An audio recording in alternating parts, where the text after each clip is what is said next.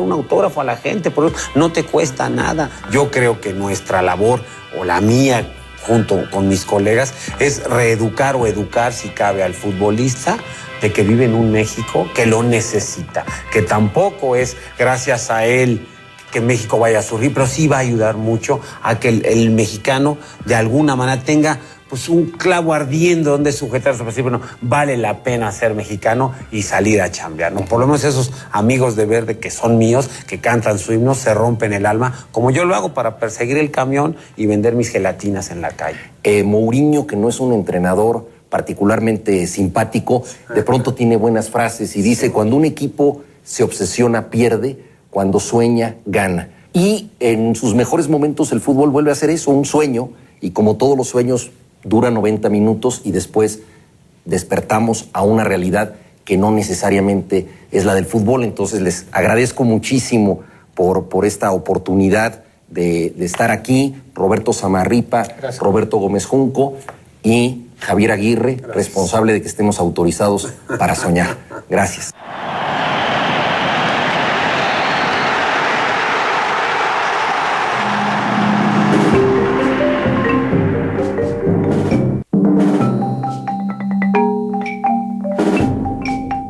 El programa Discutamos México presenta hoy el noroeste de México. Trabajaremos en 4 tiempos centrados en la independencia, la revolución, una reflexión sobre el presente desde estos movimientos sociales que conmocionaron al país y sobre la agenda de nuestras entidades federativas. Cómo vivió la población el movimiento de independencia de 810 a 821. Yo creo que ahí pudiéramos partir, ¿verdad?, del hecho de que Sinaloa, Sonora, Baja California, pues eran regiones aisladas del resto de la Nueva España. Entonces la independencia no podemos pensarla en los mismos términos en las que se dio en el resto de la Nueva España. De hecho, Sinaloa pues es de los pocos lugares en los cuales hubo ciertas incursiones. Las repercusiones creo que no fueron tantas. Se sabe que no hubo un cambio radical, ni en las condiciones de vida, ni en las condiciones políticas, ni en las condiciones económicas de esta región del noroeste. De hecho, la vida, se puede decir, siguió casi igual. Lo que conocimos en las reformas borbónicas durante el siglo XVIII, lo vamos a ver durante las primeras décadas y tal vez hasta la sexta, séptima década del siglo XIX, que es cuando se empieza a presentar un cambio. Entonces, desde mi punto de vista, por lo menos para Sinaloa, y creo no equivocarme para el resto del noroeste, los cambios no fueron tantos como los que puede pensarse después de una lucha como la independencia. El vínculo de la Comandancia General de las provincias internas del norte de la Nueva España ejercía una influencia sobre este territorio.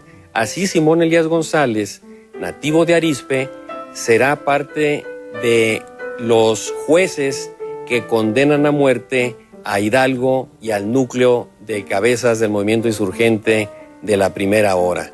Y luego hará carrera como diputado, senador, comandante militar de Sonora, de Chihuahua, gobernador en otro estado. Y ahí tenemos pues como, digamos, quienes consuman la independencia no fueron los que la iniciaron. A diferencia de Sonora y de Sinaloa, en Baja California no hay hechos de armas. Es decir, los californianos en aquel entonces no se levantan en armas para luchar por la independencia, y esto tiene que ver con las propias condiciones internas de la península. Para 1812, por ejemplo, la población no llega a los 3,000 habitantes. Las actividades productivas son actividades productivas muy precarias. Sin embargo, creo que la revolución sí trae efectos negativos a la Baja California desde el momento en que el puerto de San Blas es tomado por las fuerzas insurgentes, después por las fuerzas realistas, y eso impide el abastecimiento de la Baja California. Quizá la independencia mostró las carencias de la propia península, se rompe la relación con los grupos, en este caso de religiosos, como son franciscanos y dominicos, que de pronto se encuentran sin elementos para la vida. Es decir, los soldados tienen pocas armas, el abasto no llega. Entonces la Baja California tiene que, y me atrevo a decir que toda la península tiene que encontrarse a sí misma porque dejan de llegar mercancías. Y esto paradójicamente va a abrir camino a otros comerciantes. Para el caso de la Baja California, pues tenemos que mencionar la Alta California por razones de que era además parte de lo mismo en su momento. Es el hecho de que empiezan a llegar mercancías de mercaderes estadounidenses. Es decir, es un momento de desabasto y al mismo tiempo la llegada de nuevos productos, el inicio de una relación comercial que cada vez va a ser más intensa, tomando en cuenta la falta de relación con el contexto de lo que podríamos llamar la Nueva España y luego México. Es decir, paradójicamente significó la llegada inicial de productos que podemos considerar norteamericanos, pero que también tiene que ver con el temor constante en aquellos años de la llegada de los rusos. De hecho, ellos se han establecido ya en la Alta California y también de estadounidenses que están avanzando comercialmente sobre esta región. Por eso, en términos armados, pues no encontramos ni hay muchos elementos que discutir, pero sí es fundamental. Sí es fundamental porque de pronto vas a encontrar nuevos productos, nuevas mercancías, nuevos comerciantes. Es decir, el débil Estado-nación al desmoronarse le da entrada a este nuevo elemento que serán el comercio con los Estados Unidos, que será cada vez más importante y que será un factor de peso en los años posteriores. Es decir, cuando ya en los años siguientes hay un intento de relación por parte del gobierno mexicano, pues ya está muy metido el comercio estadounidense, hay mucho interés de comerciantes estadounidenses y también por eso, años después, la guerra será tan ligera en esta zona. Entonces, Sinaloa, aunque juega un papel importante, no es tan destacado como Sonora. Yo en lo particular divido la revolución ahí en dos etapas. Para mí hay una fase más violenta, o sea, la fase armada, que va desde el 11 prácticamente hasta la derrota de los villistas a fines de 1915, principios de 1916, que es ahí donde termina. Luego vendría otra fase donde ya se quiere legalizar, institucionalizar esa revolución, que sería del 16 hasta el 20, con el plan de Agua Prieta. Pues a diferencia de Baja California Norte, que se empezaban a divertir, ¿verdad?, con sus cantinas, con sus casinos, en Sinaloa no, en Sinaloa también hay un punto de quiebre, yo creo, con la revolución. O sea, tenemos un estado donde había sido predominantemente minero, un poco comercial y en el sur de Sinaloa industrial, y se va a convertir o empieza a convertirse en un estado agrícola.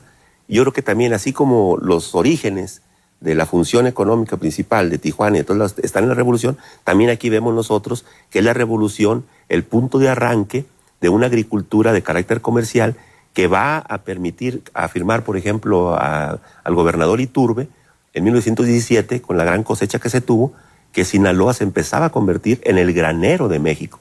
Cabe remarcar para el caso de Sonora que la urbanización fue el proceso social más globalizador y de múltiple impacto en el siglo XX, que actualmente la entidad enfrenta un problema de disponibilidad de agua dulce muy marcado y que también sirve de paso a una corriente migratoria que ya podemos calificar de un éxodo de mexicanos a los Estados Unidos con todas las consecuencias que esto tiene. En primer lugar, la mezcla.